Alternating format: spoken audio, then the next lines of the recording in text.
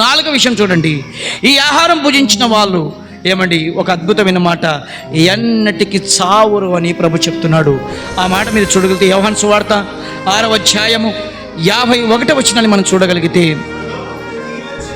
పరలోకము నుండి దిగి వచ్చిన జీవ ఆహారమును నేనే, ఎవడైనను ఈ ఆహారమును భుజించితే వాడు ఎల్లప్పుడూ జీవించును, మరియు నేనిచ్చు ఆహారమును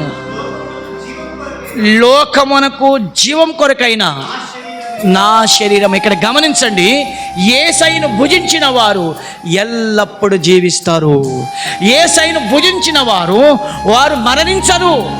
యేసయ్యను భుజించిన వారు వాళ్ళు నిత్యము జీవిస్తారు. ప్రేమైన దేవుని వర్లరా, ఏమండి మీరు ఏ మరణం గురించి అనుకుంటున్నారు అంటే, పిల్లలు ఇక్కడ గమనించండి, దేవుని వాక్యము భౌతికమైన మరణం గురించి కాదు చెబుతున్నది. ఏమండి, దేవుని వాక్యము ఈ భూమి తర్వాత, మనం చనిపోయిన తర్వాత నిత్య జీవం గురించి మాట్లాడుతున్నాడు. ఆ మాట మీరు చూడగలిగితే అది యోహాను సువార్త 11వ అధ్యాయము 25వ వచనం 26వ వచనం. అందుకు యేసు, పునరుద్ధానమును జీవమును నేనే, నా యందు విశ్వసించువాడు చనిపోయినను బ్రతుకును. దేవునికి స్తోత్రం. తర్వాత మాట, బ్రతికి నా యందు విశ్వసించువాడు ఎన్నటికి చనిపోడు. దేవునికి స్తోత్రం. యేసయ్యందు విశ్వసించిన వాడు చనిపోడు. ఈ భూమిపైన చనిపోతాడేమో కానీ నిత్య జీవములు ఎల్లప్పుడూ జీవిస్తాడు అని దేవుని వాక్యం సెలవిస్తుంది.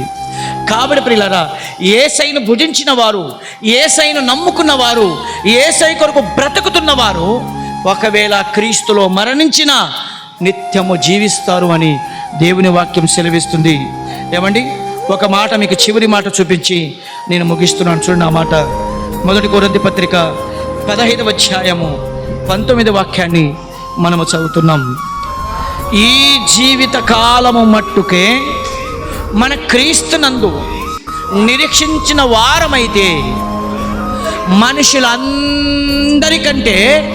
దౌర్భాగ్యులము అని వాక్యం సెలవిస్తుంది. ఈ జీవితకాలం మట్టుకే కడుపు నొప్పి కోసమని, తలనొప్పి కోసమని, రోగం కోసమని, బాధ కోసమని, అప్పుల కోసమని, పిల్లల కోసమని, రోగాలు బాగా కావాలని, పంటలు బాగా రావాలని, ధనము బాగా రావాలని, పెళ్లి కావాలని, ఆస్తులు పెరగాలని, అంతస్తులు పెరగాలని, పలకబడి రావాలని, నాకు ఏదో ఈ భూమిపైన మంచి పేరు రావాలని, ఇలాంటి వాటి కోసం మన ప్రభుని నమ్ముకుంటే మనుషులందరికంటే మనంత దౌర్భాగ్యులు ఎవరు లేరు అని వాక్యం సెలవిస్తుంది.